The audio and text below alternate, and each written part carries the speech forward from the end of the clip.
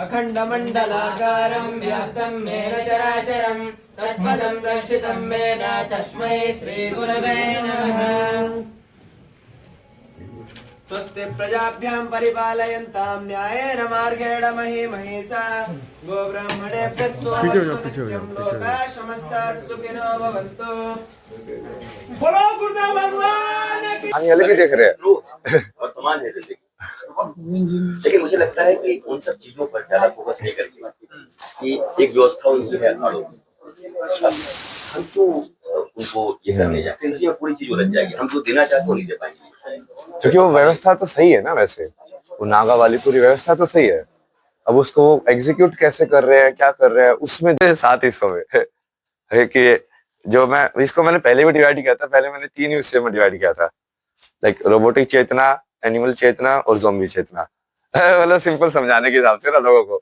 अब जैसे उसको थोड़ा और अलग उसको डाला है कि अब ये जैसे इसको मैं बुद्धा लैंड बोलता हूँ, ये वाली पूरा जो जापान फिलीपींस ये जो एरिया ना, अब उनके अंदर उनकी चेतना किस टाइप की है, वो कहाँ पे अटके हुए हैं, उनको कैसे ऊपर ठीक करना है, ऊपर कैसे उठाना है।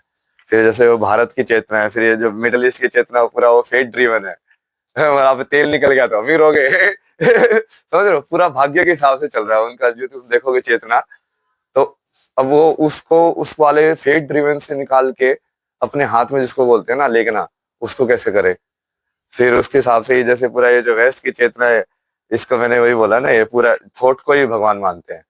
बट इनका जैसे तुम चक्र के हिसाब से देखो, मतलब उनका अग्ना चक्र और विशुद्धि चक्र एक्टिवेटेड है कि वो बोल भी कॉन्फिडेंस से पाते हैं, है ना।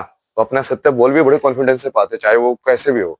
वेस्ट वाले लोगों को देखोगे, और वो कहीं ना कहीं सोच भी बढ़िया से पाते हैं। पूरा सिस्टम डिजाइन करना, अब भाई ये रॉकेट बनाना है, अब ये बनाना है, तो उनका ये वाला भी बढ़िया है।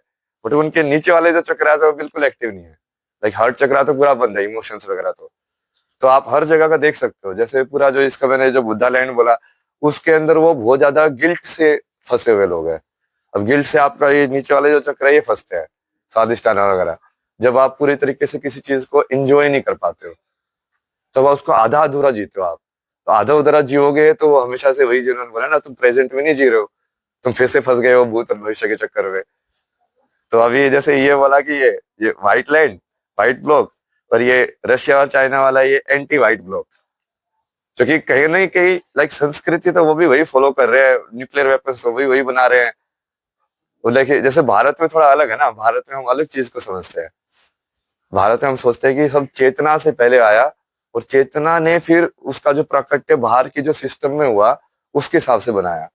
जैसे भारत के लोगों के अंदर हार्ट चक्र तो इनबिल्ट एक्टिव रहता है मोस्ट ऑफ द टाइम। उनके अंदर एम्पैथी तो हमेशा रहती है। मोस्टली लोग ऐसे होंगे कि हाँ, जो किसी को देखेंगे तो मदद कर देंगे, उनको बोलने की जरूरत नहीं है। बट आप बाहर जाके देखो किसी यूएस में, यूरोप में, उनके लिए वो चीज इतनी एलियन लगेगी उनको कि यार ये कैसे है। तो ये क्या है, ये संसार को अलग अलग देखने का तरीका है, जिसको हम चेतना बोलते हैं। कि वो उस तरीके से देख पा रहा है, ये इस तरीके से देख पा रहा है। तो ये पूरा का जो, यदि तुम सारे चक्र को, सारे ज्ञान को एक करोगे, तब जाके वो आध्यात्म वाला शिव तुमको तत्व प्राप्त होता है। मैं तो बोल ही रहा था यार, यार राधा तो है ही लक्ष्मी ना, उनको रानी बनाने का क्या मतलब। वो ठीक है, वो कहानी के हिसाब से अब देखा जाए तो राम सीता की कहानी भी देखा जाए तो इतनी बढ़िया नहीं बनी ना लास्ट में। वो ठीक है, वो कहानी के हिसाब से वो वैसे हो नहीं पा रहा है। तो मैं बार बार, तो मैंने बहुत सारे लोगों को बोला ना कि मैंने इस पूरे को देखा यार, विष्णु तो हमेशा से फंसता है। उसका प्रेम कभी भी पूर्ण नहीं हो पाया, और प्रेम पूर्ण हुआ सिर्फ महादेव का, जब उन्होंने पार्वती के साथ करके लाइक वो पूरी साधना कर ली उन्होंने, उस चीज को भी सफल किया। मतलब अब उसमें वो भी पहले अटेम्प्ट पे सफल हुए। वही ना, कि वो नहीं हो पाया जैसे सोच रहे थे। बट वो वही है कि जब तुम पूर्ण, जैसे विष्णु की चेतना तुम देखोगे अलग अलग अवतार में, तो उसको मैं वही बता रहा हूँ ना, तुम इवोल्यूशन वाली जो थ्योरी है और आध्यात्मिकता वाली जो थ्योरी है, और चेतना डेवलप कैसे होती है संसार के अंदर, तो विष्णु जो है वो क्या है कि जो पालन करने की जो चेतना हो कैसे कैसे डेवलप हो रही है। और वो आखिर आखिरी स्टॉप क्या होगा उसका, आखिरी स्टॉप होगा महेश। अब यहाँ से ब्रह्मा से चालू हुए, वो विष्णु में आए, विष्णु से कहाँ जाएंगे, फिर वो महेश में जाएंगे।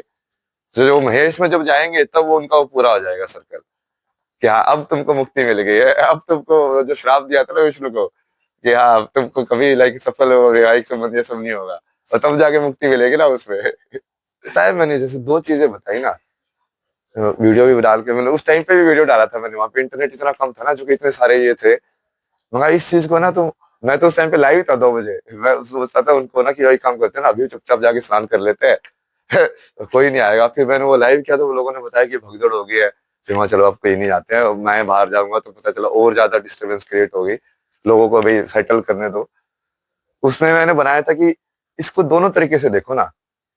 अब उसको तुम एक साइड से ऐसे भी नहीं देख सकते कि यार जीना मरना, यदि उसको तुमने इतना सीरियसली देख लिया। जैसे एक एग्जांपल दिया था मैंने, जैसे रामायण में जब राम लड़ाई लड़ रहे थे, तो क्या वानर मर रहे थे हर रोज?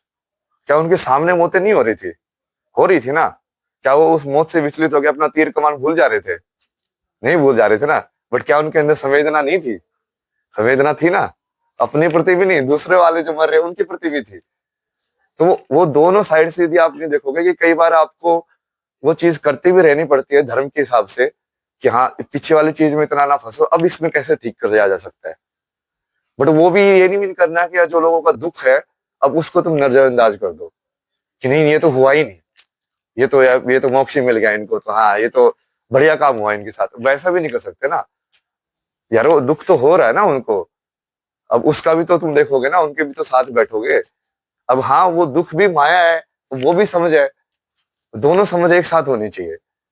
वो भी जो राम का एग्जांपल बताया वो परफेक्ट है उसके लिए, कि युद्ध के अंदर तुम कैसे, तुम्हारा हृदय इतना निर्मल भी बना रहे, बट फिर भी तुम धर्म के लिए लड़ भी कैसे रहे हो। दोनों चीजें करना बहुत मुश्किल है ना संसार में।